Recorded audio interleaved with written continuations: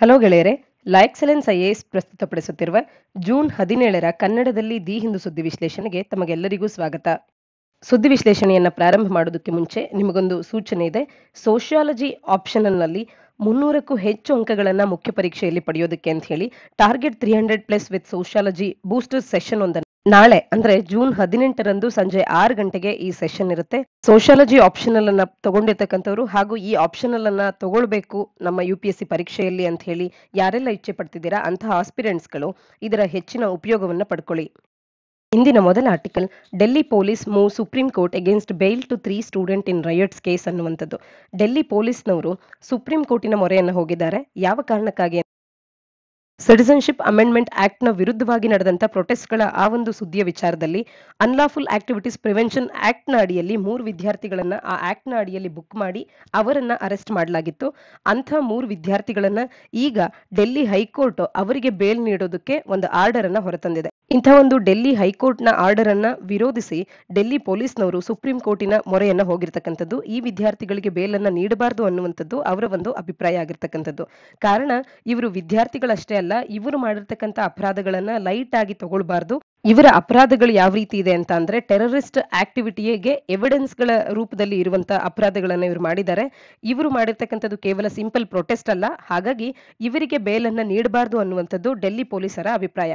ಹಾಗಾಗಿ ಆರ್ಟಿಕಲ್ ನ ಅಡಿಯಲ್ಲಿ ನಾವು UAPA ಆಕ್ಟ್ ಅನ್ನುವಂಥದ್ದು ಈಗ ಸುದ್ದಿಯಲ್ಲಿರೋದ್ರಿಂದ ಇದರ ಬಗೆಗೆ ನಾವು ಸ್ಪಷ್ಟವಾದಂತ ಮಾಹಿತಿನ ತಿಳ್ಕೊಳ್ಬೇಕಾಗತ್ತೆ. UAPA ಆಕ್ಟ್ ಅನ್ನುವಂಥದ್ದು ಬಹಳಷ್ಟು ಬಾರಿ ಸುದ್ದಿಯಲ್ಲಿರುತ್ತೆ. ಈ ಆಕ್ಟ್ ನ ಬಗ್ಗೆ ನಮಗೆ ಯಾವಾಗ್ಲೂ ಕೂಡ ಸ್ಪಷ್ಟತೆ ಇರಬೇಕಾಗತ್ತೆ. ಇದನ್ನ ಅಂದ್ರೆ ಈಗಿನ ಈ ಒಂದು ಆರ್ಟಿಕಲ್ ಅನ್ನ ನಾವು role of external state and non state actors in creating challenges to internal security ಅನ್ನುವಂತ ಸಿಲೆಬಸ್ ನ ಅಡಿಯಲ್ಲಿ ಓದ್ಕೊಳ್ಬಹುದಾಗುತ್ತೆ. UAPA ಆಕ್ಟ್ ನ ಬಗ್ಗೆ ಒಂದಷ್ಟು ಮಾಹಿತಿನ ತಿಳ್ಕೊಳ್ಳೋದಾದ್ರೆ 1967ರಲ್ಲಿ ಬಂದಂತ ಆಕ್ಟ್ ಇದಾಗಿದೆ. ಇದನ್ನ ಅನ್ಲಾಫುಲ್ ಆಕ್ಟಿವಿಟೀಸ್ ಪ್ರಿವೆನ್ಷನ್ ಆಕ್ಟ್ ಅಂತ ಹೇಳಿ ಕರೆಯುವಂಥದ್ದು. ಇದರ ಮುಖ್ಯವಾದಂತ ಉದ್ದೇಶ ಏನು ಅಂತ ಅಂದ್ರೆ ಭಾರತದಲ್ಲಿ ನಡೆಯುವಂತ ಅನ್ಲಾಫುಲ್ ಆಕ್ಟಿವಿಟೀಸ್ ಗಳು ಯಾವುದೇ ಆಗಿರ್ಬೋದು ಅವುಗಳ ಎಫೆಕ್ಟಿವ್ ಪ್ರಿವೆನ್ಷನ್ ಅನ್ನ ಮಾಡೋದಕ್ಕೆ ಅಂತ ಹೇಳಿ ಈ ಒಂದು ಆಕ್ಟ್ ಅನ್ನ ಜಾರಿಗೆ ತರಲಾಗುತ್ತೆ. ಈ ಆಕ್ಟ್ ಅನ್ನುವಂಥದ್ದು ಕೇಂದ್ರ ಸರ್ಕಾರಕ್ಕೆ ಒಂದು ಅಬ್ಸಲ್ಯೂಟ್ ಪವರ್ ಅನ್ನ ನೀಡುತ್ತೆ. ಇದರ ಮುಖಾಂತರವಾಗಿ ಯಾವುದೇ ಒಂದು ಆಕ್ಟಿವಿಟಿಯನ್ನ ಅನ್ಲಾಫುಲ್ ಅಂತ ಹೇಳಿ ಸೆಂಟರ್ ನವರು ಕರಿಬಹುದಾಗುತ್ತೆ. ಅಂತ ಒಂದು ಆಕ್ಟಿವಿಟಿಯನ್ನ ಅಫಿಷಿಯಲ್ ಗೆಜೆಟ್ ನ ಮುಖಾಂತರವಾಗಿ ಇದು ಅನ್ಲಾಫುಲ್ ಅಂತ ಹೇಳಿ ಡಿಕ್ಲೇರ್ ಮಾಡೋದ್ರ ಮುಖಾಂತರವಾಗಿ ಯಾವುದೇ ಒಂದು ಆಕ್ಟಿವಿಟಿಯನ್ನ ಕೇಂದ್ರ ಸರ್ಕಾರದವರು ಇದನ್ನ ಅನ್ಲಾಫುಲ್ ಅಂತ ಹೇಳಿ ಗುರುತಿಸಬಹುದಾಗುತ್ತೆ. ಈ ಆಕ್ಟ್ ಬಹಳನೇ ಇಂಪಾರ್ಟೆನ್ಸ್ ಹೊಂದಿರುವಂತ ಮತ್ತು ಬಹಳಷ್ಟು ಸ್ಟ್ರಾಂಗ್ ಆಕ್ಟ್ ಅಂತಾನೆ ಕರೆಸ್ಕೊಳ್ಳುತ್ತೆ. ಯಾಕೆಂದ್ರೆ ಇದರ ಅಡಿಯಲ್ಲಿ ಡೆತ್ ಪೆನಾಲ್ಟಿ ಅಥವಾ ಲೈಫ್ ಇಂಪ್ರಿಸನ್ಮೆಂಟ್ ಅನ್ನೇ ಶಿಕ್ಷೆಯನ್ನಾಗಿ ಹೈಯೆಸ್ಟ್ ಪನಿಷ್ಮೆಂಟ್ಸ್ ಗಳನ್ನಾಗಿ ಹೊಂದಿರತಕ್ಕಂತ ಒಂದು ಆಕ್ಟ್ ಈ ಅನ್ಲಾಫುಲ್ ಆಕ್ಟಿವಿಟೀಸ್ ಪ್ರಿವೆನ್ಷನ್ ಆಕ್ಟ್ ಆಗಿರ್ತಕ್ಕಂಥದ್ದು. ಇದರ ಬಗ್ಗೆ ಕೆಲವಷ್ಟು ಕೀ ಪಾಯಿಂಟ್ಸ್ ಗಳನ್ನ ನಾವು ನೆನಪು ಮಾಡ್ಕೊಳ್ಳೋದಾದ್ರೆ ಇಂಡಿಯನ್ ಮತ್ತು ಫಾರಿನ್ ನ್ಯಾಷನಲ್ಸ್ ಇಬ್ಬರನ್ನು ಕೂಡ ಇದರ ಅಡಿಯಲ್ಲಿ ನಾವು ಚಾರ್ಜ್ ಮಾಡಬಹುದಾಗುತ್ತೆ. ಅಂದ್ರೆ ಒಂದು ವೇಳೆ ತಪ್ಪಿತಸ್ಥರು ಅಂತ ಗುರುತಿಸಲ್ಪಟ್ಟಲ್ಲಿ ಅಂಥವರನ್ನ ಅಂದ್ರೆ ಅವರು ನಮ್ಮ ಭಾರತೀಯರು ಆಗಿರ್ಬೋದು ಅಥವಾ ವಿದೇಶಿಯರು ಕೂಡ ಆಗಿರ್ಬೋದು, ಇಬ್ಬರನ್ನು ಕೂಡ ಈ ಆಕ್ಟ್ ನ ಅಡಿಯಲ್ಲಿ ಚಾರ್ಜ್ ಮಾಡಬಹುದಾಗುತ್ತೆ. ಈ ಆಕ್ಟ್ ಅನ್ನುವಂಥದ್ದು ಯಾರಿಗೆ ಅಪ್ಲಿಕಬಲ್ ಆಗುತ್ತೆ ಅಂತ ಅಂದ್ರೆ ಅಫೆಂಡರ್ಸ್ಗೆ ಸೇಮ್ ಮ್ಯಾನರ್ ನಲ್ಲಿ ಅಪ್ಲಿಕಬಲ್ ಆಗುತ್ತೆ. ಒಂದು ವೇಳೆ ಆ ಕ್ರೈಮ್ ಅನ್ನುವಂಥದ್ದು ಫಾರಿನ್ ಲ್ಯಾಂಡ್ ನಲ್ಲೇ ನಡೆದಿರ್ಬೋದು, ಭಾರತದ ಹೊರಗೆ ನಡೆದಿರ್ಬೋದು ಅಥವಾ ಭಾರತದ ಒಳಗೂ ಕೂಡ ನಡೆದಿರ್ಬೋದು. ಎಲ್ಲೇ ನಡೆದಿದ್ರು ಕೂಡ ಸೇಮ್ ಮ್ಯಾನರ್ ನಲ್ಲಿ ಈ ಲಾ ಅನ್ನುವಂಥದ್ದು ಅಪ್ಲಿಕಬಲ್ ಆಗುತ್ತೆ. Even if it's in the foreign land or in India, ಎರಡೂ ಜಾಗದಲ್ಲೂ ಕೂಡ ಸೇಮ್ ಮ್ಯಾನರ್ ನಲ್ಲಿ ಈ ಒಂದು ಲಾ ಅಪ್ಲಿಕಬಲ್ ಆಗುವಂಥದ್ದು. ಮತ್ತು ಭಾರತೀಯರ ಮೇಲಾದ್ರೂ ಆಗ್ಬೋದು, ವಿದೇಶಿಯರ ಮೇಲಾದ್ರೂ ಕೂಡ ಆಗ್ಬೋದು. ಈ ಲಾ ನ ಅಡಿಯಲ್ಲಿ ಯಾರು ತಪ್ಪಿತಸ್ಥರಿರ್ತಾರೆ ಅವರಿಗೆ ಸೇಮ್ ಮ್ಯಾನರ್ ನಲ್ಲಿ ಈ ಲಾ ಅನ್ನುವಂಥದ್ದು ಅಪ್ಲಿಕಬಲ್ ಆಗುತ್ತೆ. ಇನ್ನು ಈ ಒಂದು ಆಕ್ಟ್ ನ ಅಡಿಯಲ್ಲಿ ತಪ್ಪಿತಸ್ಥರು ಅಂತ ಹೇಳಿ ಗುರುತಿಸಿ ಅವರನ್ನ ಏನು ಅರೆಸ್ಟ್ ಮಾಡಿರ್ತಾರೆ ಅಂಥ ವ್ಯಕ್ತಿಗಳ ಮೇಲೆ 180 ದಿನಗಳ ಒಳಗಾಗಿ ಅರೆಸ್ಟ್ ಆದ 180 ದಿನಗಳ ಒಳಗಾಗಿ ಡ್ಯೂರೇಷನ್, ಆ ಒಂದು ಡ್ಯೂರೇಷನ್ ನಲ್ಲಿ ಚಾರ್ಜ್ ಶೀಟ್ ಅನ್ನ ಫೈಲ್ ಮಾಡಬೇಕಾಗತ್ತೆ ಮತ್ತು ಫರ್ದರ್ ಇದನ್ನ ಎಕ್ಸ್ಟೆಂಡ್ ಮಾಡಬಹುದಾಗುತ್ತೆ ಕೋರ್ಟಿಗೆ ಇಂಟಿಮೇಟ್ ಮಾಡೋದ್ರ ಮುಖಾಂತರವಾಗಿ. 67ರಲ್ಲಿ ಬಂದಿರತಕ್ಕಂತ ಈ ಅನ್ಲಾಫುಲ್ ಆಕ್ಟಿವಿಟೀಸ್ ಪ್ರಿವೆನ್ಷನ್ ಆಕ್ಟ್ ಅನ್ನ 2019ರಲ್ಲಿ ತಿದ್ದುಪಡಿಯನ್ನ ಕೂಡ ಮಾಡಲಾಗಿದೆ. ಹೊಸದಾಗಿ ಬಂದಿರತಕ್ಕಂತ ತಿದ್ದುಪಡಿಗಳು ಏನು ಅಂತ ಅಂದಾಗ ಇಂಡಿವಿಜುವಲ್ ವ್ಯಕ್ತಿಯನ್ನು ಕೂಡ ಟೆರರಿಸ್ಟ್ ಅಂತ ಹೇಳಿ ಡೆಸಿಗ್ನೇಟ್ ಮಾಡಲಾಗುತ್ತೆ ಈ ಹೊಸ ತಿದ್ದುಪಡಿಗಳ ಮುಖಾಂತರವಾಗಿ. ಅಂತ ಒಂದು ಪ್ರಾವಿಷನ್ ಅನ್ನ ಕೂಡ ಈಗ ಹೊಂದಿರತಕ್ಕಂಥದ್ದು. ಇನ್ನು ಈ ಆಕ್ಟ್ ಅನ್ನುವಂಥದ್ದು director general of national investigating agency ಅವರನ್ನ ಎಂಪವರ್ ಮಾಡುತ್ತೆ. UAPA ಅಡಿಯಲ್ಲಿ ಯಾವುದೇ ಒಂದು ಕೇಸು ಈ director general of national investigating agency ಏನಿದ್ದಾರೆ ಇವರ ಅಡಿಯಲ್ಲಿ, ಈ ಏಜೆನ್ಸಿಯ ಅಡಿಯಲ್ಲಿ ಇನ್ವೆಸ್ಟಿಗೇಟ್ ಆಗ್ತಾ ಇದೆ ಅಂತ ಅಂದ್ರೆ ಅದಕ್ಕೆ ಸಂಬಂಧಪಟ್ಟಂತ ಯಾವುದೇ ಒಂದು ಪ್ರಾಪರ್ಟಿಯನ್ನ ಸೀಸರ್ ಮಾಡುವಂಥದ್ದು, ಅಟ್ಯಾಚ್ಮೆಂಟ್ ಆಫ್ ಪ್ರಾಪರ್ಟಿ ಅನ್ನುವಂಥದ್ದನ್ನ ಅಪ್ರೂವ್ ಮಾಡುವಂತ ಆ ಅಪ್ರೂವಲ್ ಅನ್ನ ಗ್ರಾಂಟ್ ಮಾಡುವಂತ ಪರ್ಮಿಷನ್ ಅನ್ನ director general of national investigating agency ಅವರಿಗೆ ನೀಡುವಂತ ಆ ರೀತಿ ಎಂಪವರ್ ಮಾಡುವಂತ ಒಂದು ಅಂಶವನ್ನ ಕೂಡ ನಾವು ಈ ತಿದ್ದುಪಡಿಯಲ್ಲಿ ಕಾಣಬಹುದಾಗುತ್ತೆ. ಇನ್ನು ಜೂನ್ 15ರಂದು ಈ 3 ವಿದ್ಯಾರ್ಥಿಗಳಿಗೆ ಬೇಲನ್ನು ನೀಡುವಂತ ಡೆಲ್ಲಿ ಹೈಕೋರ್ಟಿನ ಆರ್ಡರ್ ಏನಿದೆ, ಈ ಸಂದರ್ಭದಲ್ಲಿ ಡೆಲ್ಲಿ ಹೈಕೋರ್ಟಿನ ಒಂದು ಡಿವಿಷನ್ ಬೆಂಚ್ ಅನ್ನುವಂಥದ್ದು ಸಮ್ ಇಂಪಾರ್ಟೆಂಟ್ ಪ್ರಿನ್ಸಿಪಲ್ಸ್ ಅನ್ನ ಮತ್ತು ಈ ಒಂದು ಆಕ್ಟ್ ನ ಅಡಿಯಲ್ಲಿರ್ತಕ್ಕಂಥ ಈ ಸೆಕ್ಷನ್ಸ್ ಗಳನ್ನ ಇಂಪೋಸ್ ಮಾಡುವಂತ ಸಂದರ್ಭದಲ್ಲಿ ಇಂಪಾರ್ಟೆಂಟ್ ಪ್ರಿನ್ಸಿಪಲ್ಸ್ ಗಳನ್ನ ಯಾವೆಲ್ಲವುಗಳನ್ನ ನಾವು ಫಾಲೋ ಮಾಡಬೇಕು ಅನ್ನೋದ್ರ ಬಗ್ಗೆ ಕೂಡ ಸ್ಪಷ್ಟವಾಗಿ ತಿಳಿಸಿರ್ತಕ್ಕಂಥದ್ದು. ಇಲ್ಲಿ ಜೂನ್ 15ರ ಈ ಒಂದು ಆರ್ಡರ್ ನಲ್ಲಿ ಡೆಲ್ಲಿ ಹೈಕೋರ್ಟಿನ ಡಿವಿಷನಲ್ ಬೆಂಚ್ ಅನ್ನುವಂಥದ್ದು ಗವರ್ಮೆಂಟ್ ಅನ್ನ ಬ್ಲೇಮ್ ಮಾಡುವಂತ ಕಾರ್ಯವನ್ನ ಮಾಡಿದೆ. ರೈಟ್ಫುಲ್ ಡಿಸೆಂಟ್ ಮತ್ತು ಟೆರರಿಸಂನ ನಡುವಿನ ಒಂದು ಲೈನ್ ಅನ್ನ ಬ್ಲರ್ ಮಾಡುವಂತ ಕಾರ್ಯವನ್ನ ಗವರ್ಮೆಂಟ್ ಮಾಡ್ತಾ ಇದೆ, ಅದು ಸರಿಯಲ್ಲ ಅಂತ ಹೇಳಿ ತಿಳಿಸಿರ್ತಕ್ಕಂಥದ್ದು. ಈ ಆರ್ಟಿಕಲ್ ನ ಹಿನ್ನೆಲೆಯಲ್ಲಿ ಕೆಲವಷ್ಟು ಸೆಕ್ಷನ್ಸ್ ಗಳು ಬಹಳನೇ ಇಂಪಾರ್ಟೆಂಟ್ ಆಗುತ್ತೆ UAPA ಅಡಿಯಲ್ಲಿ. ಆ ಸೆಕ್ಷನ್ಸ್ ಗಳನ್ನ ಒಮ್ಮೆ ಡಿಸ್ಕಸ್ ಮಾಡೋಣ. ಇಲ್ಲಿ section 15 it engrafts the offence of terrorist act, ಅದನ್ನ ತಿಳಿಸುವಂತದ್ದು ಸೆಕ್ಷನ್ 15 ಆಗಿರುತ್ತೆ UAPA ಅಡಿಯಲ್ಲಿ. ಇನ್ನು ಸೆಕ್ಷನ್ 17ರ ಅಡಿಯಲ್ಲಿ ಕಮಿಟಿಂಗ್ ಅ ಟೆರರಿಸ್ಟ್ ಆಕ್ಟ್ಗೆ ಫಂಡ್ಸ್ ಗಳನ್ನ ರೈಸ್ ಮಾಡುವಂತವರಿಗೆ ನೀಡುವಂತ punishment for raising funds for committing a terrorist act, ಅದನ್ನು ತಿಳಿಸುವಂತದ್ದು ಸೆಕ್ಷನ್ 17 ಆಗಿರುತ್ತೆ. ಇನ್ನು ಸೆಕ್ಷನ್ 18ರಲ್ಲಿ punishment for conspiracy to commit a terrorist act ಆಗಿರ್ಬೋದು ಅಥವಾ any preparatory to commit a terrorist act ಆಗಿರ್ಬೋದು. ಇದಕ್ಕೆ ಯಾವ ರೀತಿಯಾದಂತ ಈ ರೀತಿಯ ಅಫೆನ್ಸ್ಗೆ ಯಾವ ರೀತಿಯ ಪನಿಷ್ಮೆಂಟ್ ಅನ್ನ ನೀಡಬಹುದು ಅನ್ನುವಂಥದ್ದನ್ನ ಎನ್ಗ್ರಾಫ್ಟ್ ಮಾಡುವಂತದ್ದು ಸೆಕ್ಷನ್ 18 ಆಗಿರುತ್ತೆ. ಈ ಸೆಕ್ಷನ್ಸ್ ಗಳು ಕೂಡ ನಮ್ಮ ಎಕ್ಸಾಮ್ಸ್ ಪರ್ಸ್ಪೆಕ್ಟಿವ್ ನಲ್ಲಿ ಇಂಪಾರ್ಟೆಂಟ್ ಆಗುತ್ತೆ. ಈ ಸೆಕ್ಷನ್ಸ್ ಗಳು ಏನ್ ತಿಳಿಸುತ್ತೆ ಅನ್ನುವಂಥದ್ದು ಕೂಡ ನಮಗೆ ತಿಳಿದಿರಬೇಕಾಗುತ್ತೆ. ಒಟ್ಟಾರೆ ಈಗ ಡೆಲ್ಲಿ ಹೈಕೋರ್ಟ್ ಕಳೆದ ವರ್ಷ ನಡೆದಂತ ಆಂಟಿ ಸಿಎಎ ಪ್ರೊಟೆಸ್ಟ್ ಗಳಲ್ಲಿ 3 ವಿದ್ಯಾರ್ಥಿಗಳನ್ನ ಅರೆಸ್ಟ್ ಮಾಡಿದಂತದ್ದು. ಆ ವಿದ್ಯಾರ್ಥಿಗಳಿಗೆ ಈಗ ಡೆಲ್ಲಿ ಹೈಕೋರ್ಟಿನ ಒಂದು ಡಿವಿಷನಲ್ ಬೆಂಚ್ ಅನ್ನುವಂಥದ್ದು ಜೂನ್ 15ರಂದು ಅವರಿಗೆ ಬೇಲ್ ನೀಡುವಂತ ಒಂದು ಆರ್ಡರ್ ಅನ್ನ ಹೊರತಂದಿರ್ತಕ್ಕಂಥದ್ದು. ಅದನ್ನ ವಿರೋಧಿಸಿ ಡೆಲ್ಲಿ ಪೊಲೀಸ್ನವರು ಸುಪ್ರೀಂ ಕೋರ್ಟಿನ ಮೊರೆಯನ್ನ ಹೋಗಿರ್ತಕ್ಕಂಥದ್ದು. ಅವರು ಈ ವಿದ್ಯಾರ್ಥಿಗಳ ಮಾಡಿರ್ತಕ್ಕಂಥ ಕೃತ್ಯಗಳನ್ನ ಲೈಟ್ ಆಗಿ ತಗೊಳ್ಳದೆ ಇವರು ಮಾಡಿರ್ತಕ್ಕಂಥ ಕೃತ್ಯಗಳು ಟೆರರಿಸ್ಟ್ ಆಕ್ಟಿವಿಟೀಸ್ ಗಳಾಗಿದೆ ಅನ್ನುವಂಥದ್ದನ್ನ ಪರಿಗಣನೆಗೆ ತಗೊಳ್ಬೇಕು ಅನ್ನುವಂಥದ್ದು ಅವರ ಒಂದು ಡಿಮ್ಯಾಂಡ್ ಆಗಿದೆ. ಈ ಅಂಶದ ಹಿನ್ನೆಲೆಯಲ್ಲಿ UAPA ಆಕ್ಟ್ ನಮ್ಮ ಎಕ್ಸಾಮ್ ಪರ್ಸ್ಪೆಕ್ಟಿವ್ ನಲ್ಲಿ ಬಹಳನೇ ಇಂಪಾರ್ಟೆಂಟ್ ಆಗುತ್ತೆ. 67ರಲ್ಲಿ ಬಂದಂತ ಈ ಆಕ್ಟ್ ನಲ್ಲಿ ಆಗಿರ್ತಕ್ಕಂಥ ತಿದ್ದುಪಡಿಗಳು ಕೂಡ ಇಂಪಾರ್ಟೆಂಟ್ ಆಗುತ್ತೆ ಮತ್ತು ಈ ಸೆಕ್ಷನ್ಸ್ ಗಳು ಏನ್ ತಿಳಿಸುತ್ತೆ ಇವೆಲ್ಲವೂ ಕೂಡ ನಮಗೆ ತಿಳಿದಿರಬೇಕಾಗತ್ತೆ. ಡೆಲ್ಲಿ ಹೈಕೋರ್ಟ್ನ ಈ ಇತ್ತೀಚಿನ ಆರ್ಡರ್ಗೆ ಸಂಬಂಧಪಟ್ಟಂತೆ ಒಂದು ಎಡಿಟೋರಿಯಲ್ ಅನ್ನ ನೋಡೋಣ. ಟೆರರೈಸಿಂಗ್ ಡಿಸೆಂಟ್ ಅನ್ನುವಂಥದ್ದು 2020ರ ಫೆಬ್ರವರಿಯಲ್ಲಿ ಡೆಲ್ಲಿಯಲ್ಲಿ ನಡೆದಂತ ರೈಟ್ಸ್ ಗಳೇನಿತ್ತು, ಈ ಸಿಟಿಸನ್ಶಿಪ್ ಅಮೆಂಡ್ಮೆಂಟ್ ಆಕ್ಟ್ ಅನ್ನ ವಿರೋಧಿಸಿ ಮಾಡಿದಂತ ಆಕ್ಟಿವಿಟೀಸ್ ಗಳೇನಿತ್ತು, ಇದರ ವಿಚಾರವಾಗಿ ಈ 3 ವಿದ್ಯಾರ್ಥಿಗಳನ್ನ ಆಸಿಫ್ ಇಕ್ಬಾಲ್ ತಾನಾ, ನತಾಶಾ ನರ್ವಾಲ್ ಮತ್ತು ದೇವಾಂಗನ ಕಲಿತಾ ಅಂತ ಹೇಳಿ ಇವರನ್ನ ಅನ್ಲಾಫುಲ್ ಆಕ್ಟಿವಿಟೀಸ್ ಪ್ರಿವೆನ್ಷನ್ ಆಕ್ಟ್ ನ ಅಡಿಯಲ್ಲಿ ಬಂಧಿಸಿ ಈಗಾಗಲೇ 1 ವರ್ಷಕ್ಕೂ ಹೆಚ್ಚಿನ ಅವಧಿ ಆಗಿರ್ತಕ್ಕಂಥ ಈ ವಿದ್ಯಾರ್ಥಿಗಳನ್ನ ಅನ್ಲಾಫುಲ್ ಆಕ್ಟಿವಿಟೀಸ್ ಪ್ರಿವೆನ್ಷನ್ ಆಕ್ಟ್ ನ ಅಡಿಯಲ್ಲಿ ಟೆರರಿಸ್ಟ್ ಆಕ್ಟಿವಿಟೀಸ್ ಗಳನ್ನ ಇವರು ಮಾಡಿದ್ದಾರೆ ಅಥವಾ ಅವುಗಳಿಗೆ ಫಂಡ್ ಮಾಡಿದ್ದಾರೆ ಅಂತ ಹೇಳಿ ಅಕ್ಯೂಸ್ ಮಾಡ್ತಿರ್ತಕ್ಕಂಥದನ್ನ ಇಲ್ಲಿ ಡೆಲ್ಲಿ ಹೈಕೋರ್ಟ್ ತಡಿತಾ ಇರ್ತಕ್ಕಂಥದ್ದು, ಅಂದ್ರೆ ಅದನ್ನ ವಿರೋಧಿಸ್ತಾ ಇರ್ತಕ್ಕಂಥದ್ದು. ಡೆಲ್ಲಿ ಪೊಲೀಸರ ಪ್ರಕಾರವಾಗಿ ಅನ್ಲಾಫುಲ್ ಆಕ್ಟಿವಿಟೀಸ್ ಪ್ರಿವೆನ್ಷನ್ ಆಕ್ಟ್ ನ ಅಡಿಯಲ್ಲಿ ಸೆಕ್ಷನ್ 43D5 ಈ ಸೆಕ್ಷನ್ ನ ಅಡಿಯಲ್ಲಿ ಯಾರೇ ಒಬ್ಬ ವ್ಯಕ್ತಿಯು ಇಲ್ಲಿಗಲ್ ಆಕ್ಟಿವಿಟೀಸ್ ಗಳು ಅಂದ್ರೆ ಟೆರರಿಸಂ ನಂತ ಇಲ್ಲಿಗಲ್ ಆಕ್ಟಿವಿಟೀಸ್ ಗಳನ್ನ ಆತ ಮಾಡಿದಾನೆ ಅಂತ ಹೇಳಿ ಆತನ ಮೇಲೆ ಅಕ್ಯೂಸಿಷನ್ ಇದ್ರೆ, ರೀಸನಬಲ್ ಗ್ರೌಂಡ್ಸ್ ಇದ್ರೂ ಕೂಡ ಆತ ಈ ರೀತಿಯ ಒಂದು ಅಕ್ಯುಸೇಷನ್ಸ್ ಗಳನ್ನ ಮಾಡಿರಬಹುದು ಅನ್ನುವಂತ ಒಂದು ರೀಸನಬಲ್ ಗ್ರೌಂಡ್ಸ್ ಇದ್ರೆ ಆತನಿಗೆ ಬೇಲ್ ಅನ್ನ ನೀಡೋದಕ್ಕೆ ಲೀಗಲ್ ಬಾರ್ ಅನ್ನುವಂಥದ್ದು ಇದೆ ಅನ್ನುವಂಥದ್ದನ್ನ ಈ ಒಂದು ಸೆಕ್ಷನ್ ನಮಗೆ ತೋರಿಸುತ್ತೆ. ಸೆಕ್ಷನ್ 43D5 ಅನ್ನುವಂಥದ್ದು there is a legal bar on granting bail if the court is of the opinion that there are reasonable grounds to believe that the accusation against those held is prima facie true ಅನ್ನುವಂಥದ್ದು. ಅಂದ್ರೆ court ಅನ್ನುವಂಥದ್ದು ಯಾರನ್ನ accused ಅಂತ ಹೇಳಿ arrest ಮಾಡಿರ್ತಾರೆ ಈ act ನ ಅಡಿಯಲ್ಲಿ ಅವರ ಮೇಲಿನ ಅಕ್ಯುಸೇಷನ್ಗೆ ಒಂದು ರೀಸನಬಲ್ ಗ್ರೌಂಡ್ಸ್ ಇದೆ ಅನ್ನುವಂತ ಒಂದು ಒಪಿನಿಯನ್ಗೆ ಕೋರ್ಟ್ ಬಂದ್ರೆ ಅವರಿಗೆ ಲೀಗಲ್ ಬಾರ್ ಅನ್ನ ಅವ್ರು ಹೊಂದಿರ್ತಾರೆ ಬೇಲ್ ಅನ್ನ ಪಡ್ಕೊಳ್ಳೋದಕ್ಕೆ. ಮತ್ತು ಒಂದ್ ವೇಳೆ ಅವರು ಖಂಡಿತವಾಗಿಯೂ ತಪ್ಪನ್ನ ಮಾಡೇ ಇಲ್ಲ ಅನ್ನುವಂಥದ್ದಾದ್ರೆ ಈ ರೀತಿ ನಮ್ಮ ಮೇಲೆ ಬಂದಿರತಕ್ಕಂತ ಅಕ್ಯುಸೇಷನ್ಸ್ ಗಳು ಅನ್ಟ್ರೂ ಅನ್ನುವಂಥದ್ದನ್ನ ಡೆಮಾನ್ಸ್ಟ್ರೇಟ್ ಮಾಡುವಂತ ಜವಾಬ್ದಾರಿ ಅವರ ಮೇಲೆ ಅಂದ್ರೆ ಅಕ್ಯೂಸ್ಡ್ ಗಳ ಮೇಲೆ ಇರುತ್ತೆ ಅಂತ ಹೇಳಿ 2019ರ ಸುಪ್ರೀಂ ಕೋರ್ಟಿನ ಒಂದು ಜಡ್ಜ್ಮೆಂಟ್ ಅನ್ನುವಂಥದ್ದು ತಿಳಿಸಿರ್ತಕ್ಕಂಥದ್ದು. ಈ ಜಡ್ಜ್ಮೆಂಟ್ ನ ಆಧಾರದ ಮೇಲೆ ಈಗ ಸುಪ್ರೀಂ ಕೋರ್ಟಿನ ಮೊರೆಯನ್ನ ಡೆಲ್ಲಿ ಪೊಲೀಸರು ಹೊಕ್ಕಿರ್ತಕ್ಕಂಥದ್ದು. ಇದರ ಹಿನ್ನೆಲೆಯಲ್ಲಿ ಡೆಲ್ಲಿ ಹೈಕೋರ್ಟ್ ತಿಳಿಸ್ತಾ ಇದೆ, no statutory invincibility to the prosecution case merely because the UAPA has been invoked ಅನ್ನುವಂಥದ್ದು. ಅಂದ್ರೆ ಕೇವಲ UAPA ಆಕ್ಟ್ ನ ಅಡಿಯಲ್ಲಿ ಇವರನ್ನ ಬುಕ್ ಮಾಡಿದ್ದಾರೆ ಅಥವಾ ಅದರ ಅಡಿಯಲ್ಲಿ ಇವರನ್ನ ಅರೆಸ್ಟ್ ಮಾಡಿದ್ದಾರೆ ಅನ್ನುವಂತ ಒಂದೇ ಕಾರಣದಿಂದ ಇವರ ಮೇಲೆ ಕೋರ್ಟ್ ನಂಬಬಹುದಾದಂತ ಯಾವುದೇ ಒಂದು ಪ್ರೈಮ ಫೆಸಿ ಟ್ರೂ ಅಂತ ಹೇಳಿ ಕಾಣಬಹುದಾದಂತ ಟೆರರಿಸ್ಟ್ ಆಕ್ಟಿವಿಟೀಸ್ ಅಥವಾ ಟೆರರಿಸ್ಟ್ ಆಕ್ಟ್ಸ್ಗಳಿಗೆ ಫಂಡ್ ಮಾಡುವಂತ ಆಕ್ಟಿವಿಟೀಸ್ಗಳು ಇವರ ಬಳಿಯಿಂದ ಆಗಿದೆ ಅನ್ನುವಂತ ಯಾವುದೇ ಪ್ರೂಫ್ಸ್ಗಳು ಅಥವಾ ನಂಬಿಕೆಗಳು ಕೋರ್ಟ್ಗೆ ಬರುವಂತ ಯಾವುದೇ ಅಂಶಗಳು ಇಲ್ಲಿ ಕಾಣ್ತಾ ಇಲ್ಲ. ಅಂದ ಮೇಲೆ ಇವರನ್ನ UAPA ಅಡಿಯಲ್ಲಿ ನಾವು ಇವರ ಕೇಸನ್ನ ಡಿಸ್ಕಸ್ ಮಾಡುವಂತ ಅವಶ್ಯಕತೆಯೇ ಇಲ್ಲ. ಇಲ್ಲಿ ಟೆರರಿಸ್ಟ್ ಆಕ್ಟ್ಗೆ ಅಥವಾ ಸಮಥಿಂಗ್ ಪ್ರಿಪರೇಟರಿ ಟು ಇಟ್ ಅನ್ನುವಂತ ಕನ್ಸ್ಪಿರಸಿಯನ್ನ ಇವರು ಮಾಡಿಲ್ಲ ಅನ್ನುವಂಥದ್ದು ನಮಗೆ ತಿಳಿದು ಬಂದ ಮೇಲೆ ಇವರನ್ನ ಆ ಚಾರ್ಜಸ್ ನಿಂದ ಹೊರತುಪಡಿಸಿ ಇವರ ಮೇಲಿರ್ತಕ್ಕಂಥ ಇನ್ನುಳಿದ ಅಕ್ಯುಸಿಷನ್ಸ್ ಗಳಿಗೆ ನಾರ್ಮಲ್ ಬೇಲ್ ಅನ್ನ ಏನು ರೆಗ್ಯುಲರ್ ಬೇಲ್ ನೀಡುವಂತ ಒಂದು ನಿರ್ಧಾರಗಳು ಅಥವಾ ಆರ್ಡರ್ಸ್ ಗಳನ್ನ ಹೊರತರಬಹುದು. ಅಂತ ರೀತಿಯಲ್ಲಿ ಈ ಟ್ರಯಲ್ ಅನ್ನುವಂಥದ್ದು ಟ್ರಯಲ್ ನ ಕನ್ಕ್ಲೂಷನ್ ಅನ್ನುವಂಥದ್ದು ಆಗಿರ್ತಕ್ಕಂಥದ್ದು. ಅದರ ಜೊತೆಗೆ 740 ವಿಟ್ನೆಸಸ್ ಗಳು ಇರುವಂತ ಈ ಒಂದು ಪ್ರೊಟೆಸ್ಟ್ ಗಳು ಏನಿದೆ ಇದರ ವಿಚಾರದಲ್ಲಿ early conclusion of the trial ಅನ್ನುವಂಥದ್ದು ಖಂಡಿತವಾಗ್ಲೂ ಸಾಧ್ಯ ಇಲ್ಲ. CAA ಅನ್ನ ಪ್ರೊಟೆಸ್ಟ್ ಮಾಡಿ ಬಂದಂತ ರೈಟ್ಸ್ ಗಳು ಪಬ್ಲಿಕ್ ಆರ್ಡರ್ ಅನ್ನ ಕನ್ಸರ್ನ್ ಮಾಡುವಂತ ವಿಚಾರವೇ ಹೊರತು ಸೆಕ್ಯೂರಿಟಿ ಆಫ್ ದಿ ಸ್ಟೇಟ್ ಅನ್ನ ಕನ್ಸರ್ನ್ ಮಾಡುವಂತ ವಿಚಾರ ಅಲ್ಲ ಅಂತ ಹೇಳಿ ಕೋರ್ಟಿನ ಅಬ್ಸರ್ವೇಷನ್ ಏನು ಅಂತ ಅಂದ್ರೆ ಇಲ್ಲಿ ಡಿಸೆಂಟ್ ಅನ್ನ ಸಪ್ರೆಸ್ ಮಾಡುವಂತದ್ದು. ಅಂದ್ರೆ ಯಾರೆಲ್ಲ ಪ್ರೊಟೆಸ್ಟರ್ಸ್ ಗಳಿದ್ರು ಅವರು ವಿರೋಧಿಸ್ತಿರ್ತಕ್ಕಂಥ ಈ ವಿರೋಧವನ್ನ ಸಪ್ರೆಸ್ ಮಾಡುವಂತ ಆತರದಲ್ಲಿ ಆಂಗ್ಸೈಟಿಯಲ್ಲಿ ಇಲ್ಲಿನ ಅಂದ್ರೆ ಡೆಲ್ಲಿ ಪೊಲೀಸ್ ಅಥವಾ ಸರ್ಕಾರ ಅನ್ನುವಂಥದ್ದು ಇದು constitutionally guaranteed right to protest ಅನ್ನ ಈ ಒಂದು ರೈಟ್ ಅನ್ನ ಮತ್ತು ಟೆರರಿಸ್ಟ್ ಆಕ್ಟಿವಿಟಿ ಈ ಎರಡರ ನಡುವೆ ಇರ್ತಕ್ಕಂಥ ಒಂದು ಲೈನ್ ಅನ್ನ ಬ್ಲರ್ ಮಾಡುವಂತ ಕಾರ್ಯವನ್ನ ಮಾಡಿದೆ ಸರ್ಕಾರ ಅನ್ನುವಂಥದ್ದನ್ನ ಈ ಕೋರ್ಟ್ ಇಲ್ಲಿ ತಿಳಿಸಿರ್ತಕ್ಕಂಥದ್ದು. ಹಾಗಾಗಿ ಅದನ್ನ ವಿರೋಧಿಸಿ ಅವರಿಗೆ ಬೇಲನ್ನ ಗ್ರಾಂಟ್ ಮಾಡುವಂತ ಕಾರ್ಯವನ್ನ ಈಗ ಡೆಲ್ಲಿ ಹೈಕೋರ್ಟಿನ ಡಿವಿಷನ್ ಬೆಂಚ್ ಅನ್ನುವಂಥದ್ದು ಮಾಡಿದೆ. ಡೆಲ್ಲಿ ಪೊಲೀಸ್ ಅನ್ನುವಂಥದ್ದು ಇದರ ವಿರುದ್ಧವಾಗಿ ಒಂದು ಅಪೀಲ್ ಅನ್ನ ಸುಪ್ರೀಂ ಕೋರ್ಟ್ಗೆ ತಗೊಂಡು ಹೋಗಿರ್ತಕ್ಕಂಥದ್ದು. ಇಲ್ಲಿ ಲೇಖಕರ ಪ್ರಕಾರವಾಗಿ ಡೆಲ್ಲಿ ಪೊಲೀಸರಿಗೆ ಪಾಸಿಬ್ಲಿ ಒಂದು ಫಿಯರ್ ಇರಬಹುದು. ತಾವು ಏನು ಪ್ರೊಟೆಸ್ಟರ್ಸ್ ಗಳನ್ನ ಟೆರರಿಸ್ಟ್ ಅಂತ ಹೇಳಿ ಡಿಸೈನ್ ಮಾಡಿ ಪೇಂಟ್ ಮಾಡಿದ್ದಾರೆ ಅದು ಎಲ್ಲಿ ಹೊರಬರುತ್ತೋ ಅನ್ನುವಂತ ಒಂದು ಭಯ ಇರಬಹುದು ಅನ್ನುವಂಥದ್ದು ಲೇಖಕರ ಅಭಿಪ್ರಾಯ ಆಗಿದೆ.